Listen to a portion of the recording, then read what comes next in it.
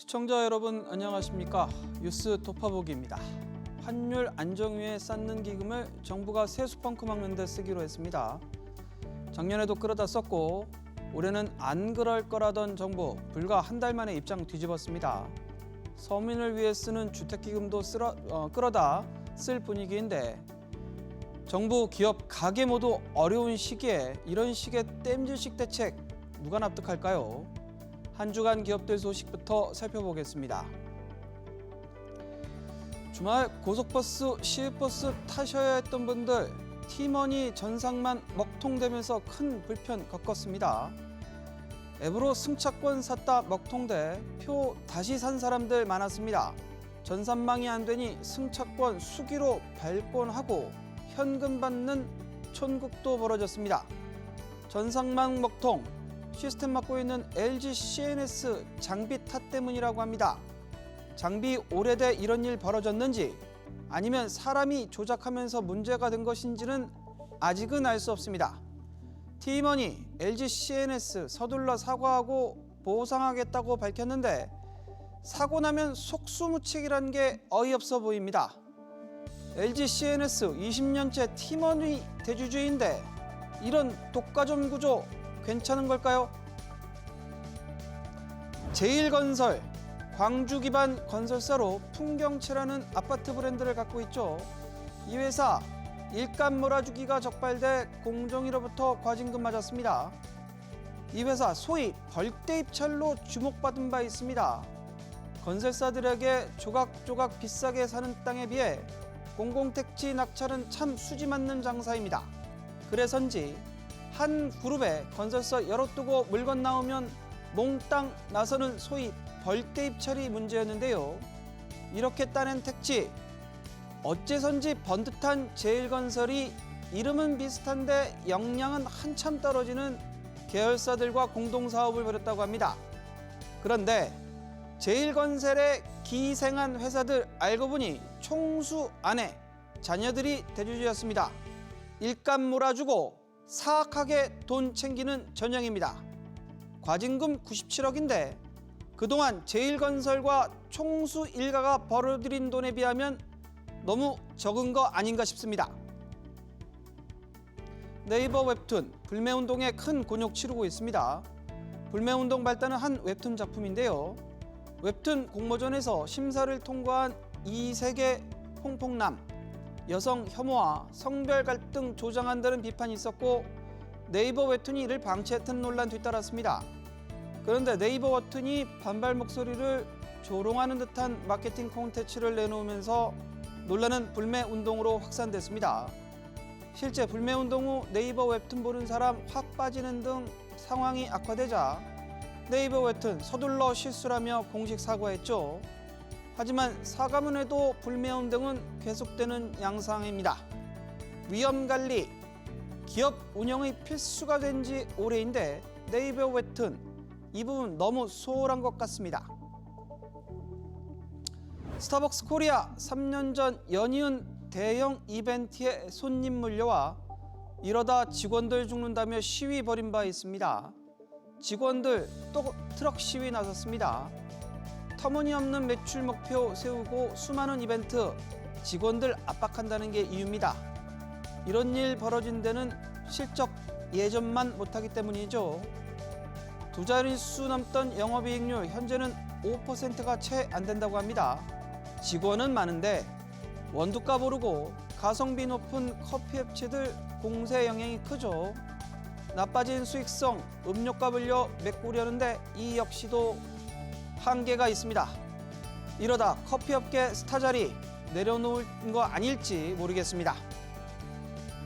뉴스 토파보기 이 시간에는 대규모 조직 개편 추진으로 내용을 겪고 있는 KT의 현주소를 산업부 이민우 기자와 이야기 나눠보겠습니다.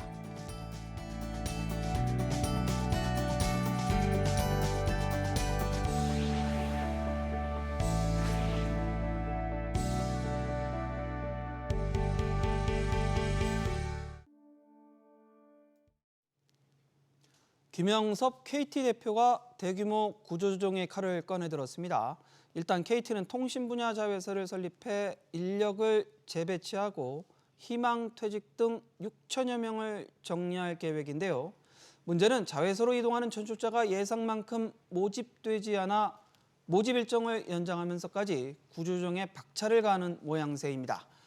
김 대표는 앞서 인위적 구조조정은 없다고 취임 초부터 밝혔는데 결론적으로 보면 이를 뒤집으면서 구성원들 반발이 큽니다. 산업부 이문희 기자와 이야기 나눠보겠습니다.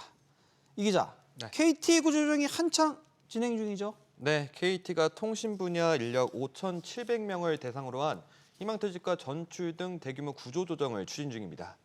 큰 골자는 통신 네트워크 부문을 KT 본사에서 떼어내 자회사로 만들 계획입니다. 지난 28일 자회사 전출 2차 마감 기일이었는데요.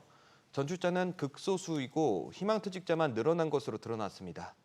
내부 집계 자료에 따르면 통신시설 설계와 고객 전송 업무를 담당하는 자회사 OSP에는 1,124명, 국사 전원시설의 설계와 유지 보수를 맡는 P&M의 184명이 전출을 희망했습니다.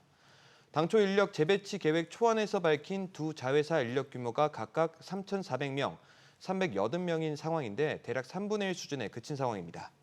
상황이 이렇자 KT는 전출 접수 기간을 지난 28일에서 11월 4일까지로 연장했습니다. 다만 기한이 넉넉지 않은 상황에서 구성원들이 추가로 전출에 나설지는 미지수입니다. 결국엔 내부적으로 이 구조조정에 대해서 별로 설득력이 없는 그런 분위기인 것 같은데 이유는 보면은 원래 당초 그 김영석 대표는 구조조정 없다 이렇게 강조했었잖아요. 네, 취임 초부터 강조해왔던 말인데요. 취임 직후에는 임직원들과 만나 경영 공백이 있었기 때문에 인사와 조직 개편이 가능한 빠른 시일 내에 진행돼야 하지만 KT인 대부분 훌륭한 직장관을 가지고 일하는 분들이기 때문에 함께 가야 한다고 생각한다며 함께의 가치를 강조했고요.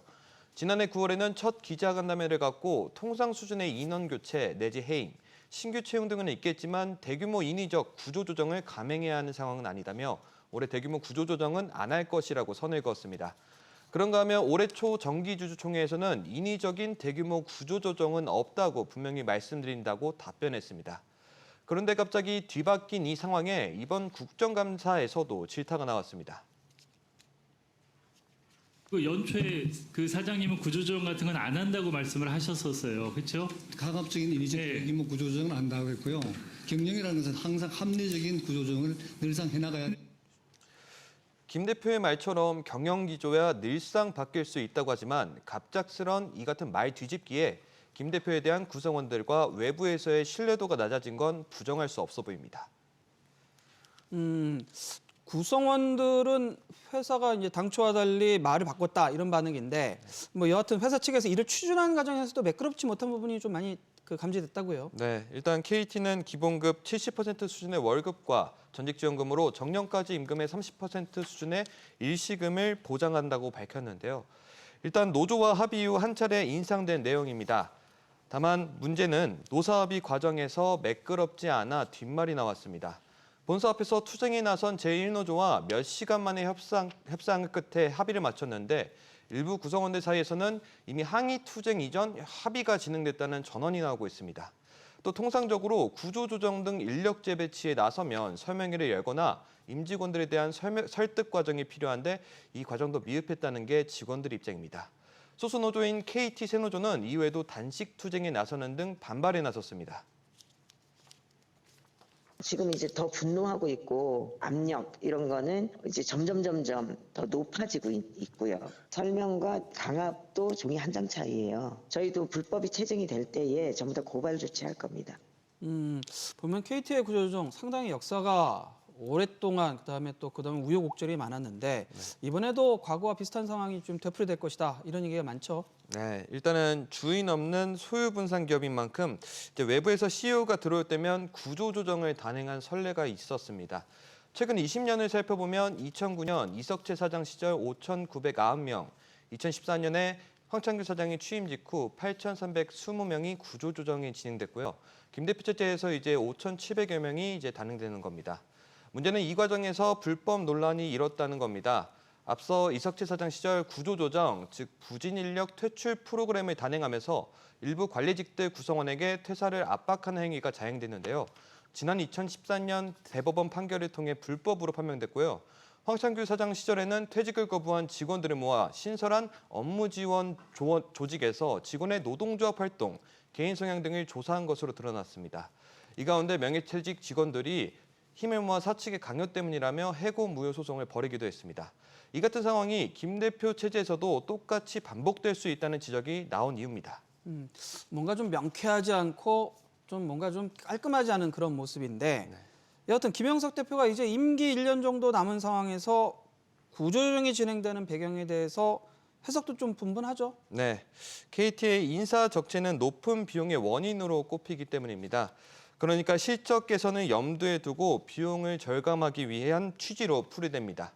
앞서 역대 KT 경영진들은 거대한 조직을 유지하기 위해 미래 먹거리를 찾는 노력을 했는데요.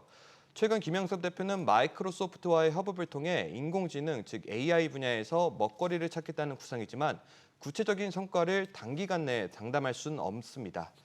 그러다 보니 가장 단기적으로 손쉬운 방법이 구조조정으로 비용을 줄여서 실적을 개선하는 방식입니다. 실제로 전임자였던 이석채 대표는 구조조정 당시 4천억 적자를 냈지만 1년 뒤 1조 3천억 원 가까운 흑자로 전환했고요.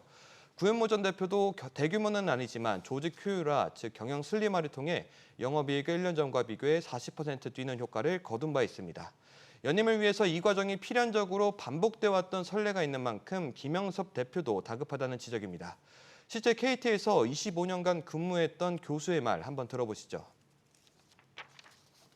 외부에서 이제 CEO로 오신 분들의 경우에는 가장 또 쉽게 어떤 기업의 어떤 수익성 내지는 주주 가치를 높일 수 있는 방법은 인력 구조 조정이거든요. 김영섭 대표로서도 지금 1년이 넘었잖아요. 연임에 대한 정당성이 확보되려면 과부태에서 경영 성과가 사실 좋아야 되는데 뭐 그런 측면이 또 같이 고려됐다고 저는 보여집니다. 이 기자, 김 대표는 일단은 외부 인사잖아요. 네.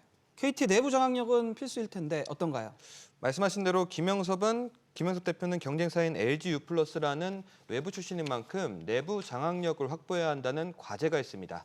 실제로 김 대표가 취임 직후 단행했던 첫 번째 일은 전임자인 구현모 전 대표 지우기였습니다. 당시 전임 대표 체제의 부문장 3명을 물갈이에 나서기도 했습니다. 아직 부임한 지 1년 차밖에 되지 않은 가운데 김 대표의 구조조정이 이와 무관하지 않다는 분석입니다. 문제는 앞으로 남은 임기가 1년인 상황에서 내부 구성원들의 신임입니다. 일단 외부 인사기 때문에 기존 조직에 대한 부채의식이 없어 구조조정을 더 과감히 진행할 수 있다는 장점이 있지만 그 과정에서 구성원 반발이 더 심해질 수밖에 없다는 치명적인 약점도 있습니다.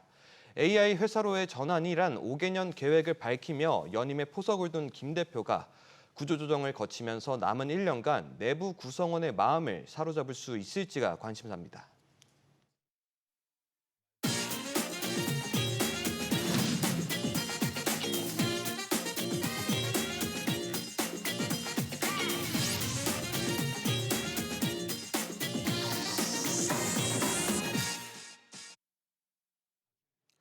한 주간 많이 본 경제 뉴스들 살펴보는 시간입니다. 먼저 중국의 위협입니다.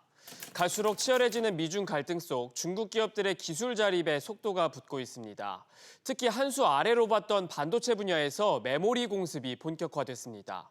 또 중국이 이미 세계 시장을 선도하는 분야, 바로 전기차입니다. 우리 기업들도 안심할 수 없는데요. 글로벌 완성차 업계 1위와 3위인 도요타와 현대차 그룹이 손을 잡은 이유도 중국 견제 차원이라는 분석이 나옵니다. 기사 연속으로 보고 오시죠.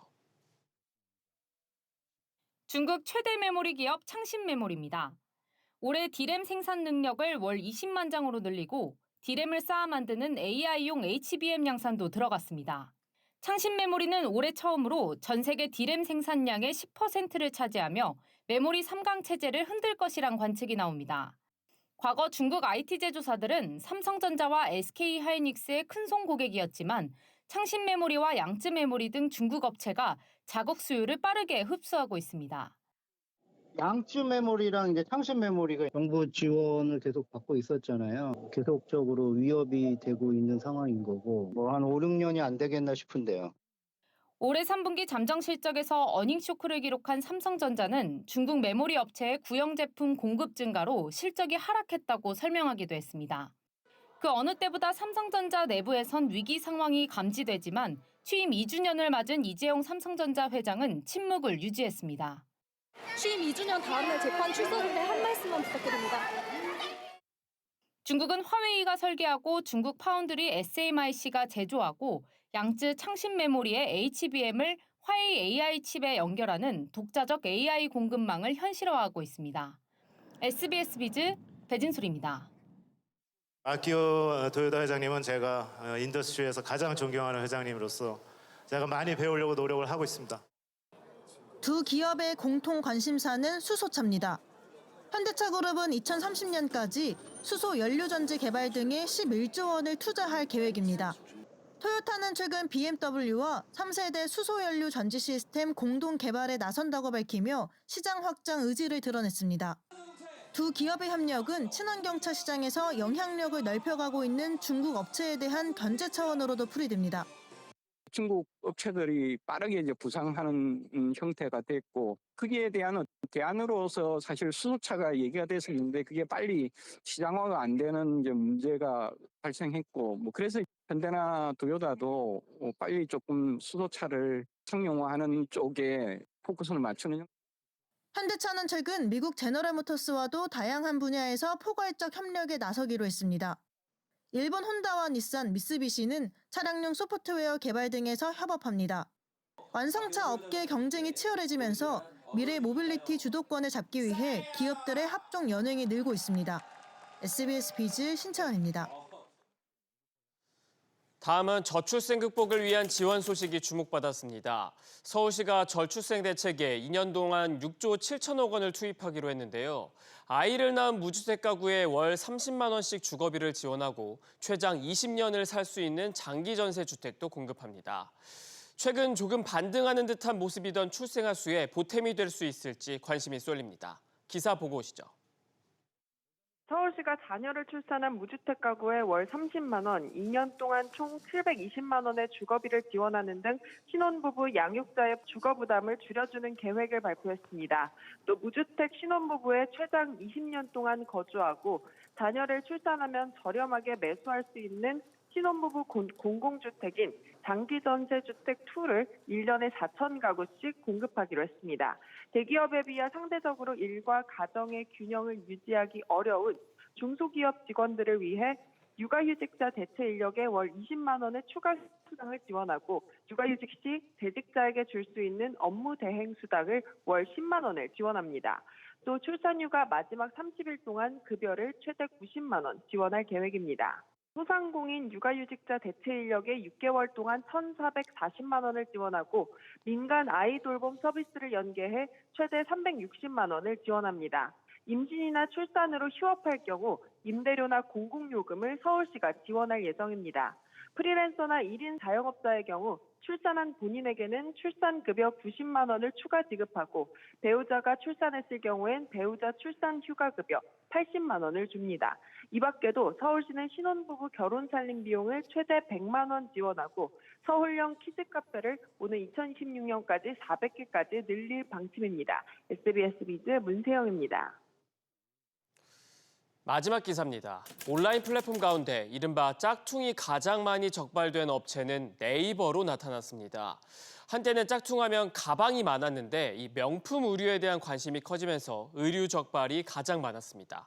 기사 보고 오시죠.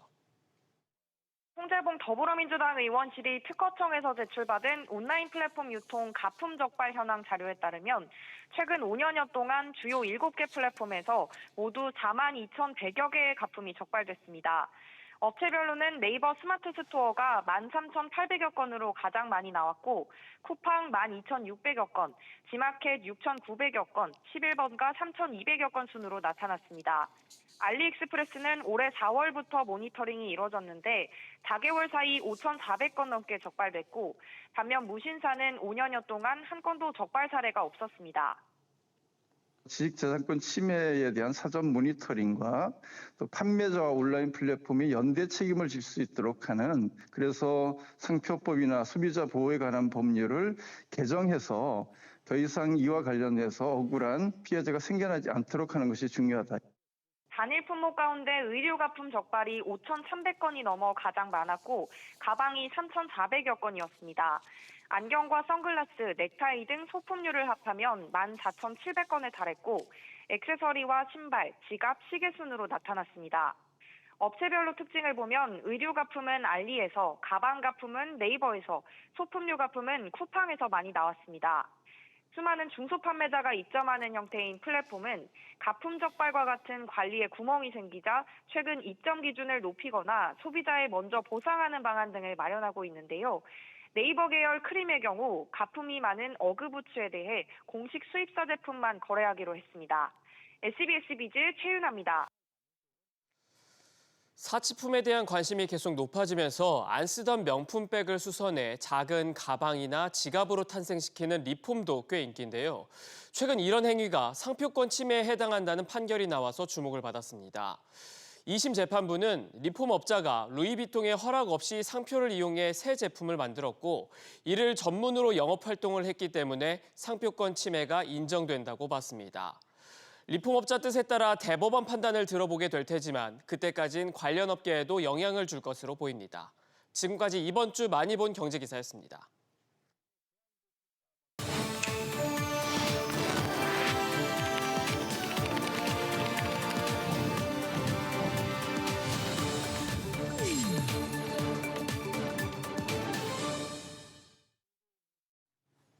한 주간 CEO들의 일거수일투족을 알아보는 CEO 업앤다운입니다. 정유경 신세계 회장, 장남 승계가 지배적인 한국 재계에서 유독 돋보입니다. 신세계그룹, 이마트와 신세계로 계열 분리했는데 백화점, 정유경 회장 몫이 됐습니다. 딸에게서 딸로 승계가 이루어진 겁니다. 정유경 회장, 그동안 행보, 오빠 정용진 회장과는 모든 면에서 대조적이죠. 운둔의 경영자라고 할 정도로 대외 노출 거의 없었습니다. 경영, 외부 활동 전문 경영인에게 맡겨왔고 본인은 방향 설정만 했습니다.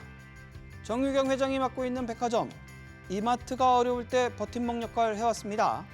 작년에 이마트 적자 낼 때 백화점 6,300억 넘는 이익 거뒀습니다.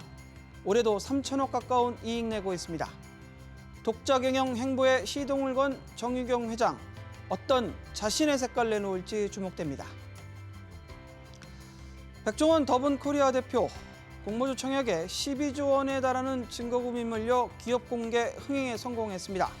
백종원 대표, 이름값에 따답을 기대한 개인 투자자들이 지갑을 연 겁니다. 회사보다 더 유명한 백종원 대표, 이번 흥행으로 3천억 원 가까운 돈방석에 앉게 됐습니다. 상장 첫날 따답을 대면 보유한 주식 가치 1조 원 넘습니다. 그러나 시장 평가는 긍정과 부정 오갑니다. 흑백 요리사 인기와 한류 편승한 해외 진출 긍정적입니다. 반면 백다방 등 일부 프랜차이즈에게 매출이 집중된 것도 약점입니다. 우리 사주조합에서 실권주가 대량 발생한 것은 우려스럽다는 반응입니다. 기업 공개 시장이 차갑게 식은 상황에서 잭팟을 터뜨릴지 주목됩니다. 저희가 준비한 소식은 여기까지입니다. 시청해주셔서 감사합니다.